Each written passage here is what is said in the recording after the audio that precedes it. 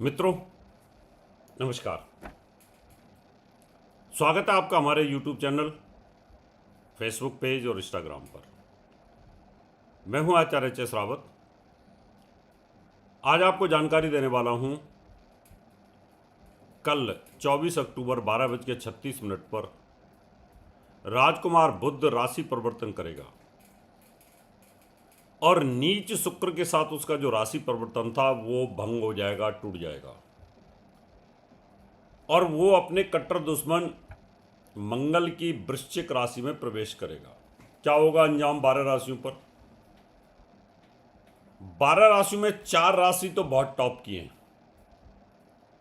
जिनके व्यापार बिजनेस में उन्नति भारी होगी। 4 राशि ऐसी हैं जिनका मध्यम रहेगा, ना काऊ से दोस्ती ना काऊ से बैर, जैसा चल रहा वैसा चलेगा।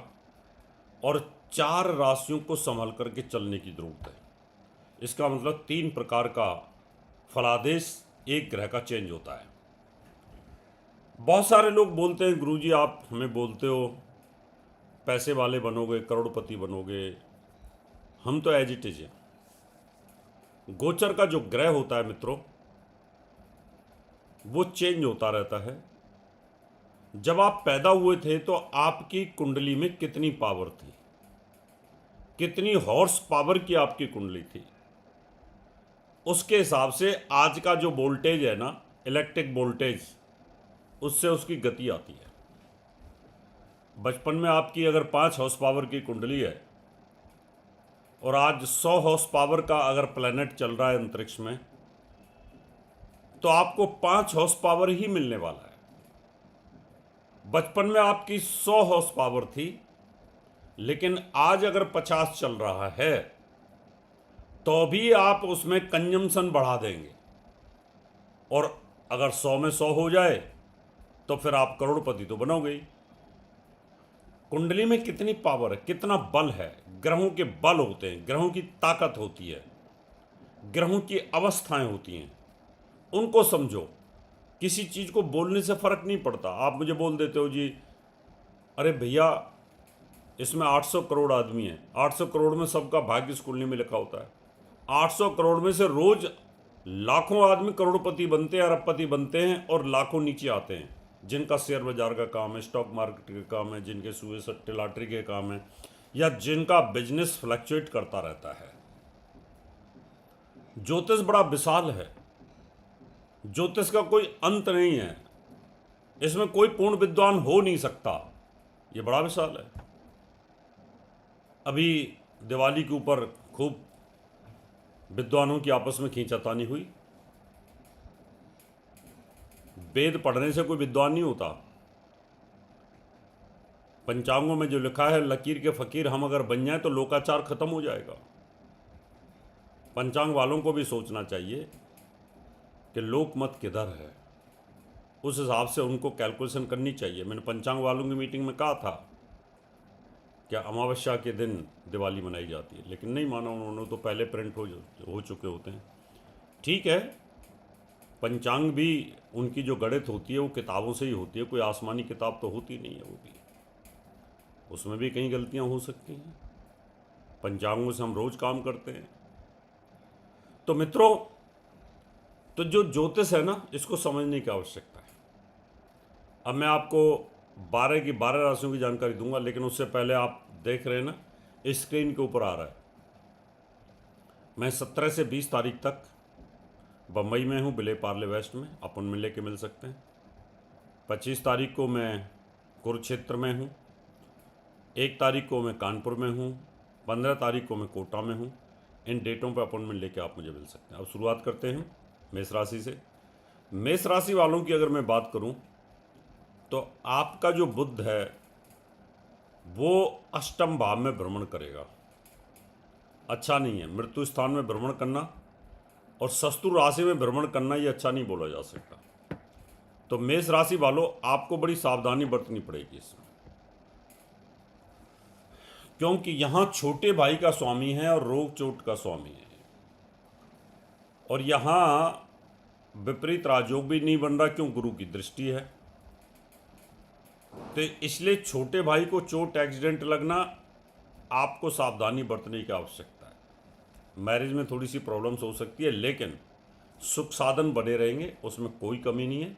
एज इट इज जैसे आपका चल रहा है, क्योंकि इस समय आपके 2 ग्रह नीच चल रहे हैं, एक तो सूर्य नीच चल रहा है, एक शुक्र भी नीच चल रहा है।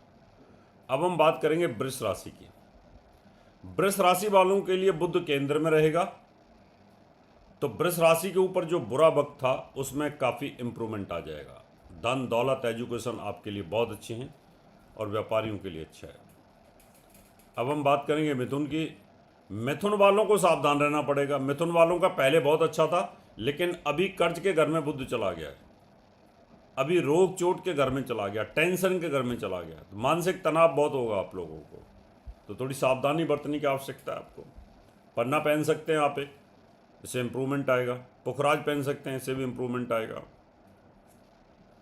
अब हम कर्क राशि की बात कर लेते हैं। देवगुरु बृहस्पति कर्क राशि में आ गए हैं और गुरु का और बुध का नव पंचम योग बना हुआ है। कर्क राशि के अंदर बुध अच्छा फल नहीं देता, लेकिन फिर भी एजुकेशन वाले बच्चों के लिए बहुत अच्छा है, पढ़ाई लिखाई के लिए बहुत अच्छा है, तो आपके लिए इम्प्रूवमेंट है। तो कर्क राशि जो है उसके लिए अच्छा जा रहा है। सिंह राशि, शनि की डैया, सिंह राशि में केतु विराजमान है, लेकिन सिंह राशि वालों का बुध केंद्र में। सिंह राशि का जो बहुत बुरा वक्त चल रहा था पीछे, जो मैंने प्रोडिक्शंस की थी, उनमें काफ़ी इम्प्रूवमेंट आ रहा है, पॉजिटिव योग बन रहा है। इसका मतलब आप थोड़ी मेहनत करें तो आपको 50% सुधार की गुंजाइश बन रही है। कन्या राशि, संघर्ष करना पड़ेगा आपको। मैंने कहा ना 3 प्रकार की राशियाँ हैं, एक बहुत टॉप की जिनको खूब पैसा मिलेगा, दूसरी मध्यम और तीसरी कमज़ोर। तो कन्या राशि का स्वामी बुध स्वयं शत्रु के घर में जाके बैठ गया, तीसरे भाव में बैठ गया, वहाँ कमज़ोर हो जाता है तीसरे भाव में, तो अच्छा फल नहीं दे पाएगा। तो आपको बड़ी सावधानी बरतनी है, बुध को मजबूत करना है, पढ़ना पहनना है आपको। तुला राशि की बात कर लेते हैं। तुला राशि का स्वामी शुक्र नीच होकर 12वें भाव में है।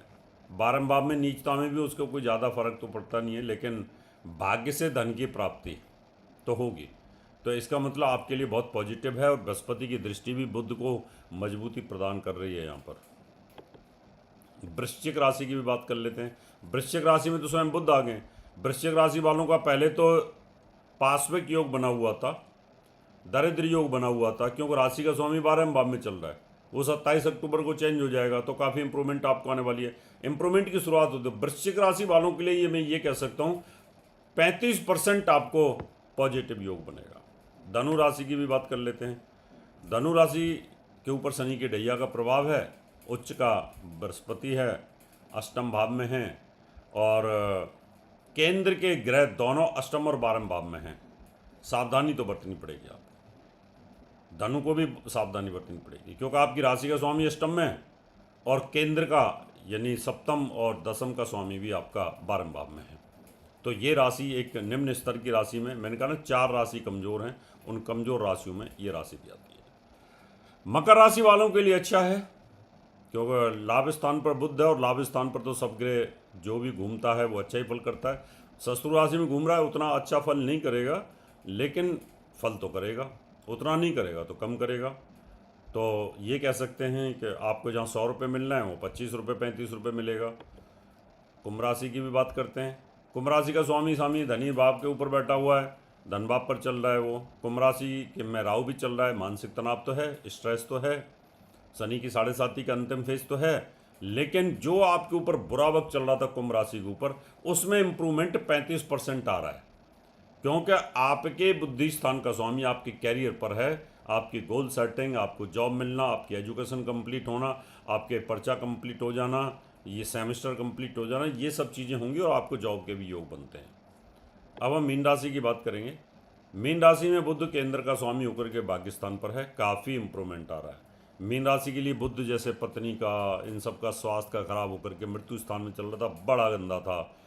और मीन राशि वालों के लिए तो पत्नी की हेल्थ, पति की हेल्थ बड़ी ख़राब रही हैं, और अभी वो इम्प्रूवमेंट की तरफ चला गया है, तो काफ़ी फ़र्क पड़ेगा और आगे अच्छा अच्छा ही रहेगा मीन राशि वालों के लिए।